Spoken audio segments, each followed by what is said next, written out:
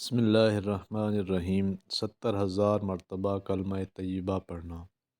لا الہ الا اللہ محمد الرسول اللہ صلی اللہ علیہ وسلم۔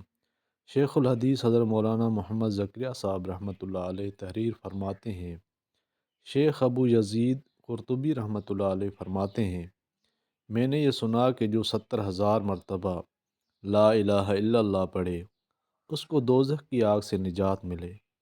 میں نے یہ خبر سن کر ایک نصاب یعنی 70,000 کی تعداد اپنی بیوی کے لیے بھی پڑھا اور کئی نصاب خود اپنے لیے پڑھ کر ذخیرہ آخرت بنایا۔ ہمارے پاس ایک نوجوان رہتا تھا جس کے متعلق یہ مشہور تھا کہ یہ صاحب کشف ہے۔ مجھے اس کی صحت میں کچھ تردد تھا۔ ایک مرتبہ وہ نوجوان ہمارے ساتھ کھانے میں شریک تھا کہ دفعتاً اچانک اس نے ایک چیخ ماری اور سانس پھولنے لگا اور کہا کہ میری ماں دوزخ میں جل رہی ہے۔ اس کی حالت مجھے نظر آئی۔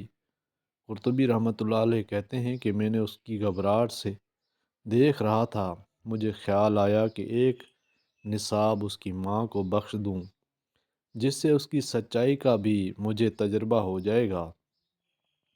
چنانچہ میں نے ایک نصاب ان نصابوں میں سے جو اپنے لیے پڑھے تھے اس کی ماں کو بخش دیا۔